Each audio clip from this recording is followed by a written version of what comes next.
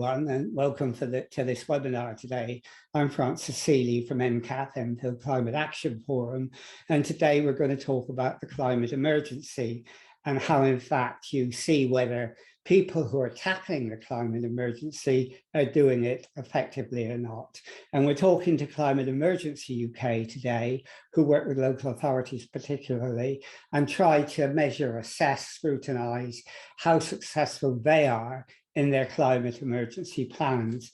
And we've got Isaac Beevor with us today, and he's going to talk to us about the work that they do. So welcome, Isaac, and thank you for joining us today. And maybe you could first tell us very briefly what Climate Emergency UK is. What is it as an organisation? Yeah, absolutely. No, thank you, Francis, for having us. It's a privilege to be here, and it's great to speak to you and hopefully all the listeners who will be able to share what our work is and how it's useful for them. So I'm Isaac Beevor, Campaigns and Policy Officer at Climate Emergency UK. And basically our mission at Climate Emergency UK is to help local authorities take greater climate action and to encourage and support them to do so. And as the CCC report recognised, local authorities have around a legislative power or influence over around a third of emissions in their districts. They have a really key role to play. And Climate UK is there to try and support them to take that greater climate action.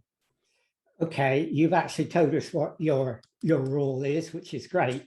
So, I mean, are you there really to help local authorities or to assess how successful they've been, or both? Yeah, that's a really interesting question, and I think we see ourselves as both, and our projects kind of sit on both sides of that spectrum as well. So our first big project was collating the climate emergency declarations that councils had done to encourage more councils to take more to declare more climate emergencies. And then our second big project was working with mySociety on the climate action plan database, where we collated all the local authorities' climate action plans from across the UK. And our third was the climate action plan checklist, which is we created the best practice, or what we thought was the best practice, into a checklist to again encourage councils to kind of review their own climate action plans and support them and show the best practice from across the country. So there's that support role that we have. And then with the scorecards, we've kind of taken that scrutinising line of seeing well, what actually are the climate action plans saying, what are councils saying they will do, and hopefully we're going to move on into actually assessing and scoring action in future years. So we'll be scrutinising and seeing whether councils kind of live up to those pledges they have in their climate action plans and whether they go further. But we also see that as a supportive role too, because the scorecards themselves highlight the best practice from across the UK in terms of climate action plans. And we know, and we built the tool with council officers and councillors in mind, so they can use the scorecards to go, well, hey, let's review our plan, let's see how we can get better. So we definitely see ourselves as kind of straddling, both scrutinising but also supporting. Well, I gather that something like 325 local authorities have produced plans of one kind or another. So yes. How is it possible to compare the quality of those plans one with another? Yeah, that's a really good question. It is really difficult because, as you can imagine, the climate action plans across the country vary. They come in all shapes and sizes and all types of quality as well. And that can be really difficult. But what we did is we based our methodology off of the climate action plan checklist, which was kind of expert approved. It was done in support of Ashton, APSI, Centre for Alternative Technology, and Friends of the Earth. And what we did was we researched a lot of and read a lot of local authority climate action plans, and we took out the best bits that we thought that each of those climate action plans did to create that checklist. And then what we did for the scorecards this year was we took that checklist, distilled it down into what we thought was really important, and created the methodology for the scorecards. So we started with the basis of, this is what we think the best ever climate action plan would cover with the checklist, and then we took that and created the methodology for the scorecards to be actually, hopefully this is what councils are putting in there, and showcasing which ones have, say, done that really well, and also then which ones maybe haven't done so well. So you took best practice of local authorities and used that Yeah. as a basis to develop your scorecard. How Yes. could you verify, how could you know how accurate those best practices are? How did you know that what you were setting up was, Yeah. Authentic? Yeah, it's a really good question. I think it's because we tried to, so with the checklist, for example, and what we based the methodology on, we tried to make sure that everything we were putting in there was at least coming from at least one local authority plan. And we had seen it in most of the time, we had seen it across many different local authority plans. And for example, obviously what a council says in a plan might not be what actually happens in practice. And we know that's one of the limitations of this year's scorecards. And that is why we're hoping for next year to actually move on to assess actual action. So for example, we mention in the action plan, does the action plan link to or integrate, mention the local plan? Because we think that's really important that the local plan is highlighted within the action plan and the potential development, the things you could do with the local plan to encourage emissions to go down. Then we also asked, like, is there a commitment in there to update the local plan with the climate emergency at the heart of the local plan and the decisions that are therefore made? And obviously, a climate action plan from a council can say, we were going to update the local plan with the climate emergency at its heart or at its centre and make it the centre of all decisions. That doesn't necessarily mean it's the case, but we think it's a really important commitment to make within the climate action plan that a council makes.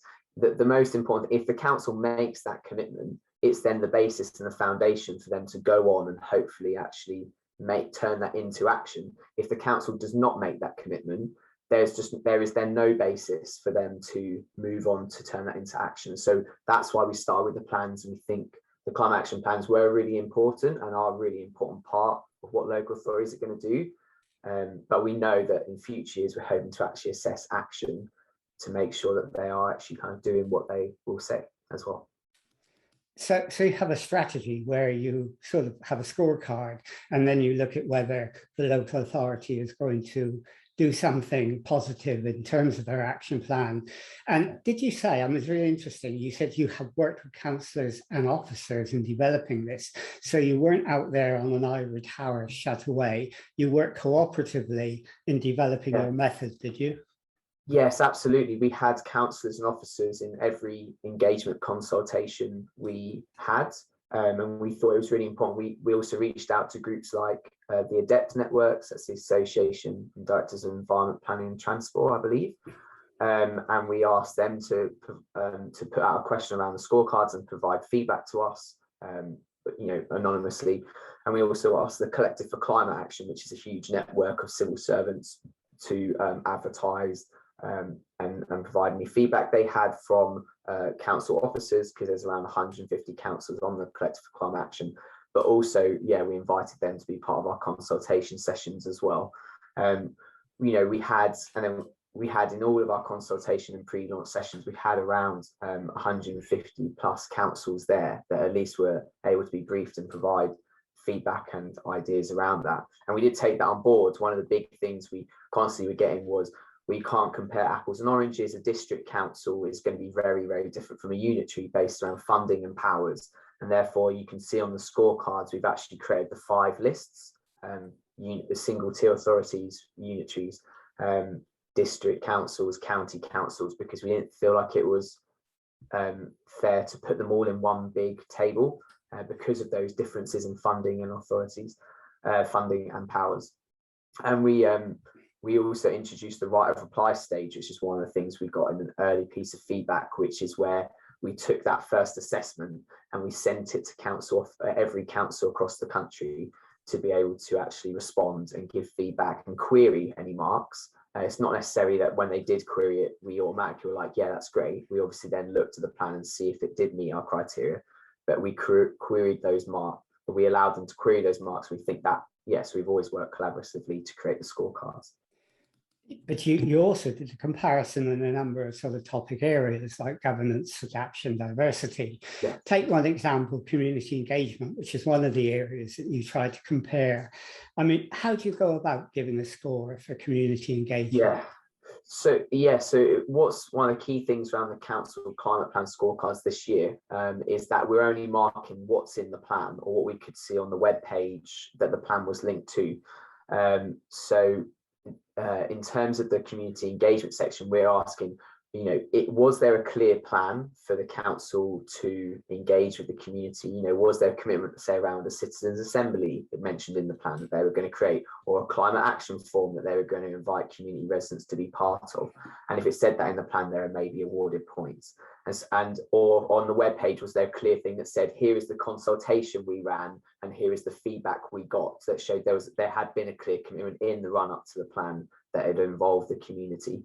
And then of course we're also asking of what their plan is going forward in terms of are they looking to engage citizens and residents with the plan going forward and involve them in the decision making going forward, for example through citizens assemblies or climate action forums.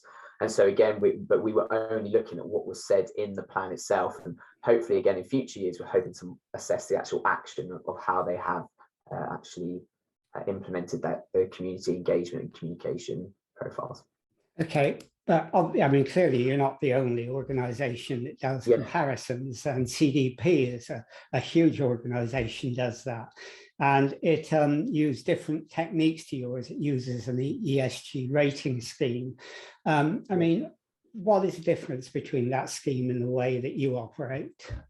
Yes. So the CDP, I'm not an expert in the carbon disclosure project's methodology, although I have seen them for a few years and have looked at results even before I worked at Climate Emergency UK. But the CDP is basically like a self-assessment, a self-reporting tool. And so you will go on, the councils will submit information to the CDP, and then they will submit where they think they've met the different criteria and methodology, and then the CDP will kind of verify that and release the results. So that's the big difference, is we aren't asking councils to submit things to us. We are going to councils and seeing what's publicly available, and that's also the key difference here as well. We are asking in the council climate plan scorecards, we were asking, a big part of what we wanted to do was encourage councils to have climate hubs on their website where you could go as a resident and find everything the council was doing. And so we had a very strict rule that we would only mark the action plan.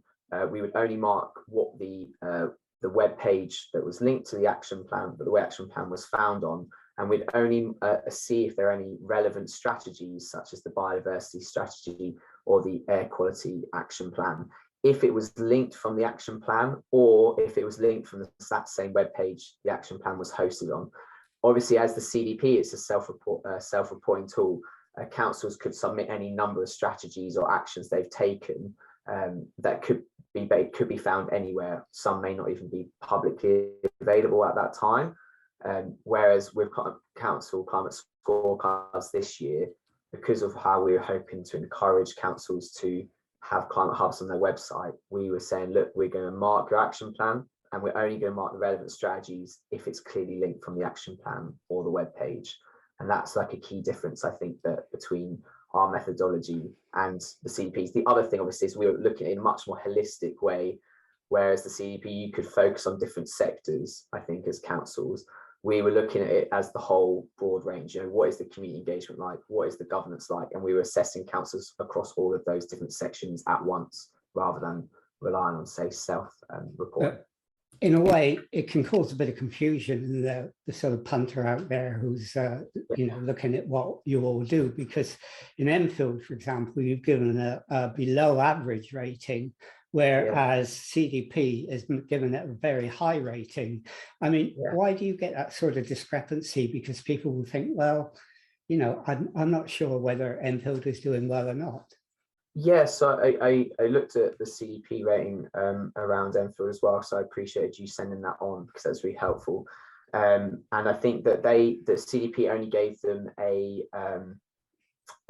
high rating in terms of mitigation and adaptation. And if you look on the council climate scorecards in our mitigation and adaptation section, Enfield have also kind of either got the average or just above average as well in terms of having mitigation adaptation strategies. Whereas the scorecards themselves take into effect that governance, community engagement, funding, and also, say, the ecological emergency too. and diversity and inclusion. And so where the CDP has kind of awarded Enfield a high score around mitigation and adaptation, that's kind of linked to what the scorecards have said as well in terms of Enfield's score, but there's also improvements that Enfield could make across the board in terms of their climate action plan. And as I said, because it's a self-reporting tool, the CDP, when Enfield were reporting to CDP, they may have been able to send in a far broader range of strategies and actions they've taken, whereas this year we were only focusing on the action plan and what was in the action plan. I think that's like a key distinction. Yeah, I mean, I find it interesting that CDP gave Enfield a high rating on adaptation, because they had no adaptation plan. They had a mitigation plan, but they had no adaptation plan. So how can you assess adaptation when they, like other local authorities, for example, do not have an adaptation plan? Yeah, so from looking at the scorecards, Enfield had adaptation actions included within their climate action plan, or they awarded marks based on adaptation actions they had within the action plan. That was, I think, based around some adaptation action around building and planning and land use that they said they would take. And I think that's probably where we awarded marks in terms of adaptation, and likely that's what they've also submitted to the CEP, but I wouldn't know for definite. Yeah, I mean, some of us felt that adaptation was a footnote to the mitigation plan rather than a real adaptation plan. Yeah, but that's another point. I mean, you talked about CDP or the ESG method as being one of self-referral, which raises serious questions. Is yours a different approach in the sense that it's a bottom-up approach? It's a sort of citizen science approach. Would you describe it as that? Yeah, that's exactly how we did start thinking about it. Quite late on into the scorecard, actually, someone else said, "Oh, it's kind of like this big data science approach you've got," and we were like, "Oh, we had actually never thought of ourselves like that." And yeah, that's exactly what it is. You know, we relied on a lot of hard work and research to get all the climate action plans together and create that database in mySociety. But then also we relied on volunteers with the scorecards to be able to actually mark, assess, and find any action plans we may have missed. And so absolutely, that's how we would think of ourselves, as a big data science approach. You know, we are approaching this as a resident. We are going to the council and seeing what is publicly available, what is easy to find, like, and we're hoping to encourage the councils therefore to make climate action hubs on their website, but also make things really easy to be able to see everything the council is doing around their plans, their actions they're taking, and what they're doing to reduce emissions within the community. There are some councils that do it quite well. Some of the London councils, I think Lambeth has quite a good climate action kind of hub on their website. Somerset County Council has a really good climate action hub as well. Devon as well, where you can go and you can just see all the achievements and things that they've done, but also all the strategies and things they're taking forward, which I think is really important, because the more information you can give to residents, the more they can hold their councils to account, but also the more they'll be able to see what their own councils are doing as well. And I think that's a really, really crucial thing to encourage more action, and also, I guess, hope in terms of the climate emergency and being able to reduce emissions. Yeah, I mean, I think Devon works for the University of Exeter, which has a really, really good department there. And they also work with Cornwall as well, that tends to follow the different approaches, which are quite creative. I mean, the problem with the citizen science approach, though, is it can be partial, can't it? Because it depends on you getting the volunteers in the right place. And there's a problem of consistency, isn't there? Yeah, absolutely. We recognise that as well. So we had a rule that no one could mark or audit the council that they were based in. So we asked volunteers like what council they're based in. We said, you know, we couldn't audit or mark the actual council you're based in, because obviously obvious reasons around bias, whether for or against. But then also, yeah, there's issues of consistency with any large group of volunteers. And we had, you know, over 100 amazing volunteers take part in this project, who we are so grateful for their work, because it wouldn't have happened without them. But we do recognise that with over 100 people doing something, you're going to get discrepancies. You're going to get people, you know, even the understanding of one word, say, what is a strategy? People are going to view that in different ways based on their own beliefs and understanding. But that's why we included the right of reply. So we were able to send it to councils and say, you know, if you have any queries, please raise them now. If we've missed any plans, please raise them now. So that helped in terms of improving the quality of our mark and actually being able to see where we may have made, people may have made mistakes, or there may have been errors in marking. And then we also had the audit. So we had a 3-stage process where we did the first mark with a large group of volunteers. So it's 120 volunteers. We then had the right of reply stage where we sent the first mark assessment to councils. And then we had the 3rd stage, which is where we had a much smaller group of volunteers, around 20, who had all taken part in the first mark, had all marked around 5 action plans themselves. And we basically audited the first mark and the right of reply where councils had responded. And we then awarded the final mark in the audit with a much smaller, much more experienced group of volunteers, including staff. And so we knew that discrepancies and inconsistencies would be an issue, and we tried to mitigate that with the process we had. But in the ESG approach, you also have problems as well, don't you? Because it's a top-down approach and it's based on self-referral, and that could easily be manipulated. In a way, you have a bottom-up approach, a public engagement approach, and they represent 2 different philosophies of how you should involve the public in the climate change crisis. Yeah, absolutely. And we were, as I said, we were so fortunate and so proud to have so many volunteers get involved in the project. We were actually kind of overwhelmed. We weren't expecting it at all, because, you know, local authorities aren't the most sexy part of climate action, and the local authority action plans also can be quite dry, boring, and quite long. You know, some of these strategies go over 100 pages. I think Islington is around 120 pages. It's really, really long, and they're really dense and can be quite difficult to understand. But that's one of the things that so we were inspired and actually really encouraged by how many people wanted to do this task, and actually, you know, spend their evenings marking climate action plans, or, you know, and some people stayed with us the whole 6 months and were really, really key to making sure this project actually, you know, got off the ground.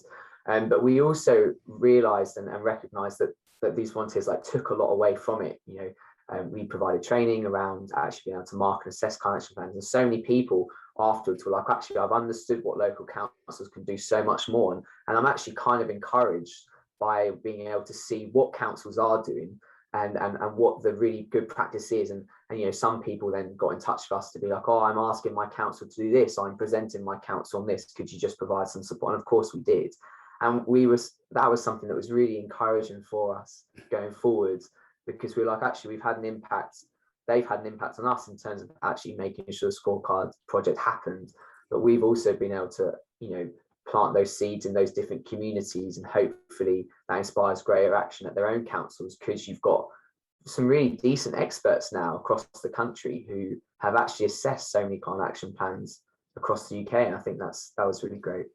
And you know, you talk about your volunteers. Where do you get them from? And I noticed you said you provide training as well, which is interesting. But how do you find your volunteers?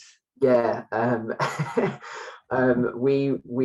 we just took a kind of quite normal strategy to which we asked different networks, like Students Organising for Sustainability, so the SOS, which is linked to the NUS, to share in case any students who may have been taking relevant degrees were interested. And we asked partner organisations like mySociety to obviously share it as well, and also allies like Centre for Alternative Technology to share opportunities around volunteering. And then we just did it online. You know, we just had it on the normal volunteering websites like Charity Jobs, etc., and through our own website and social media. And people we got, you know, quite a lot of applications of people who are really interested to know. We also ran a short policy programme where we brought in experts, people that are former planners, head of planning at councils, and we had someone from the CCC come and talk, someone from Centre for Alternative Technology come and talk to us around, and our volunteers around, you know, what councils were doing, what councils could do. And so we ran this policy programme as well, where we provided even greater training than we did for all our volunteers. And so we had a lot of people sign up to that, and that is how we actually got the majority of our plans marked, was through around 40 to 50 volunteers who took part in the policy programme, who then marked the vast majority of plans in that first mark. Yeah. So in an area like Enfield, where I live, would you welcome more volunteers to work with you to do follow-up work on the work you've already done on their climate change plan?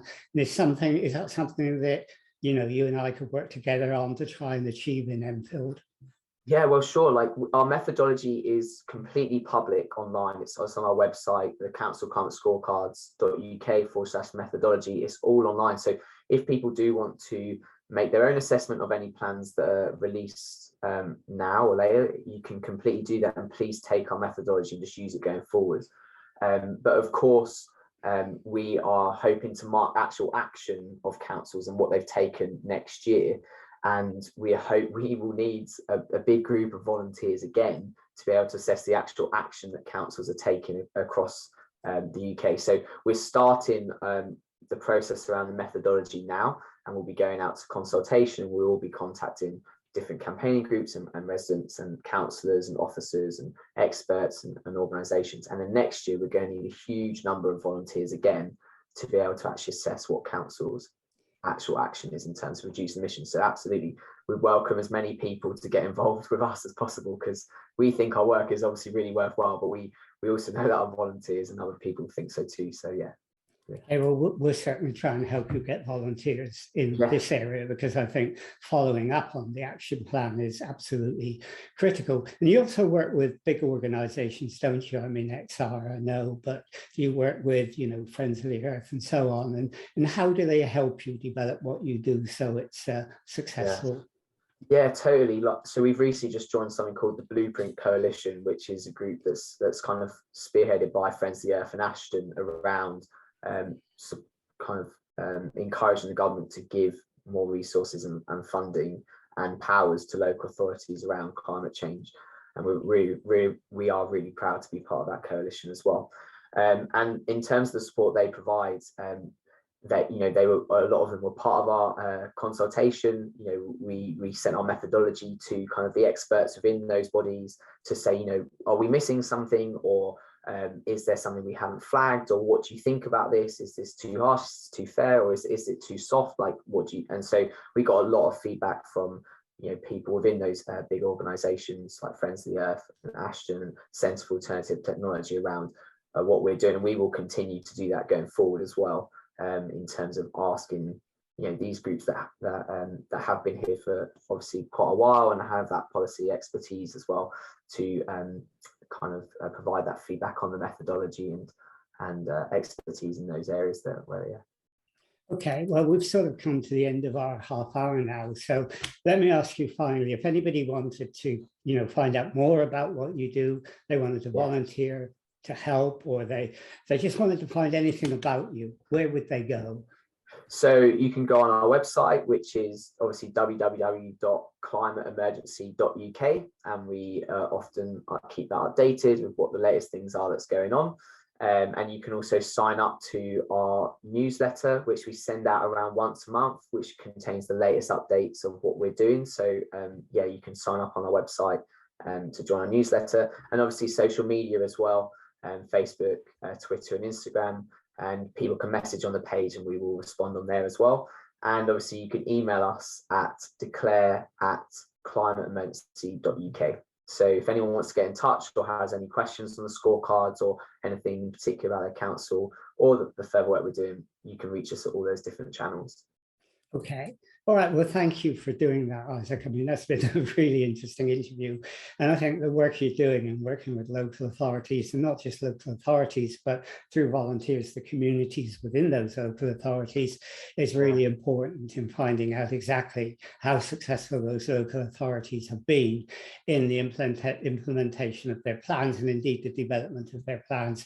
So I hope, you'll be successful, and I hope we in Enfield Climate Action Forum can work with you to develop what you're doing in our patch of the world as well, because I think that would be valuable for us and really important too. So thank you for doing webinar interview, Isaac, and I hope people will look at your site and join up and help, because it's a great project of public engagement, of citizen science, of actually engaging people in the problem and not letting them think it's someone else's problem. It's all our problem. So thanks, Isaac, and it's been No great. worries. I appreciate being here. Thank you for the opportunity. Okay, and we'll end this interview now.